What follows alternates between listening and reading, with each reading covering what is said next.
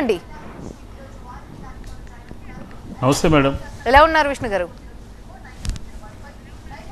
బాగానే ఉన్నానండి. ఇవాళ సభ జరిగింది కాబట్టి అక్కడి నుంచే మొదలు పెడదాం. అసలు కుప్పంపై ఎందుకు టార్గెట్ పెట్టారు? అక్కడ చంద్రబాబుని ఓడించాలనే ముఖ్య ఉద్దేశం అనుకోవచ్చా?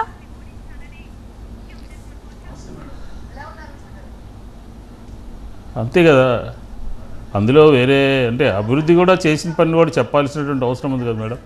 ఓడించగలరా అండి? వాటర్ తీసుకెళ్ళటము అంటే ఈరోజు సభ చూసుంటారు కదా, కుప్పంలో జరిగినటువంటి సభ, అక్కడ వచ్చినటువంటి ప్రజల యొక్క స్పందన, లేదా దానికన్నా ముందు ఆ ప్రాంతంలో జరిగినటువంటి ఎన్నికల్లో పంచాయతీల్లో కానీ, జిల్లా పరిషత్తుల్లో కానీ, నగరపాలక సంస్థల్లో కానీ వచ్చినటువంటి ఫలితాలు చూసాం కదా మేడం. ఈరోజు కొత్తగా ఏం కాదు కదా, టార్గెట్గా పెట్టుకున్నాము, ఆ దిశగా పనిచేస్తూ ఉన్నాం. అంటే ఊరిని రాజకీయంగా అక్కడ కుప్పంలో ఓడించాలి అనేది కాదు, అక్కడ కార్యక్రమాలు చేయటం జరిగింది. ఇళ్ల నిర్మాణం కానీ, ఇళ్ల పట్టాలు కానీ, లేకపోతే రెవెన్యూ డివిజన్ కానీ, లేకపోతే అక్కడ ప్రజలకి కావాల్సినటువంటి అవసరాలు కానీ, అలాగే 1400 కోట్ల రూపాయలు ఈ 5 సంవత్సరాల్లో ఆ ప్రాంతంలో మహిళలకి జమ చేయటం కానీ, ఒకటి కాదు అనేక విషయాలు మేము చేశాం కాబట్టే ఈరోజు గర్వంగా చెప్పగలుగుతా ఉన్నాం. మా ప్రత్యర్థి అపోజిషన్ లీడర్ ఉన్నటువంటి నియోజకవర్గాల్లో కూడా మేము అభివృద్ధి చేశాము, సంక్షేమం చేశాము, లేకపోతే ఈ కార్యక్రమాలు చేశాము. ఇంకా రాబోయే 5 సంవత్సరాల్లో కూడా ఒక టార్గెట్గా పెట్టుకుని ఏ కార్యక్రమాలు పని చేయాలి అని చెప్పి తర్వాత ఓటు అడగటం జరిగింది.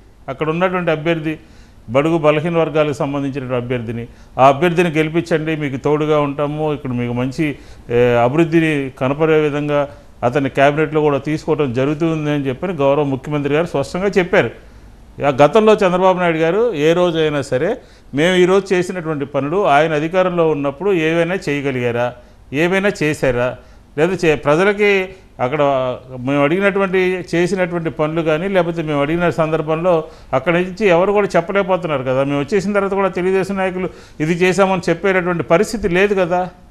అంటే 30 సంవత్సరాలుగా 7 ఎన్నికలలో ప్రజల్ని మోసం చేస్తూ అక్కడ అడ్డం పెట్టుకుని ఊరంతా ఆంధ్రప్రదేశ్ అంతా తిరుగుతూ వాళ్ళని మోసం చేసినటువంటి పరిస్థితి ఈరోజు ఖచ్చితంగా ఆంధ్ర రాష్ట్ర ప్రజల ముందు ఆవిష్కరించడం జరిగింది. పని చేశాం కాబట్టి ఓటు అడుగుతున్నాము, ఇది చేశాం కాబట్టి ఓటు వేయమని చెప్తున్నాము, నాడు ఏమీ చేయలేదు కాబట్టి నేడు అన్నీ చేశాం కాబట్టి కుప్పంలో కూడా మాకు ఓటు వేయండి అని అడుగుతున్నాము.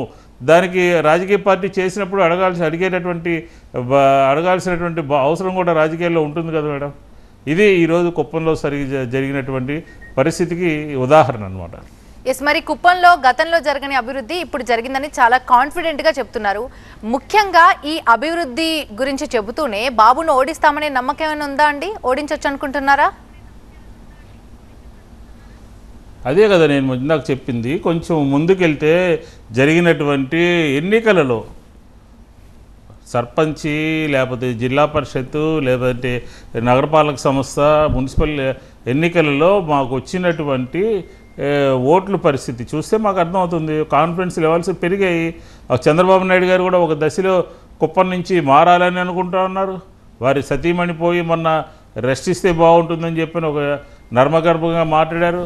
దాంతోపాటు ఆల్టర్నేటివ్ కుప్పంతో పాటు ఇంకా ఆల్టర్నేటివ్ ప్లేసెస్లో కూడా పోటీ చేయాలనే ఒక ఆలోచన కూడా ఆ పార్టీలో ఉన్నట్టుగా మనం వార్తలు వింటా ఉన్నాం. దీనంతటికీ కారణం ఇదే.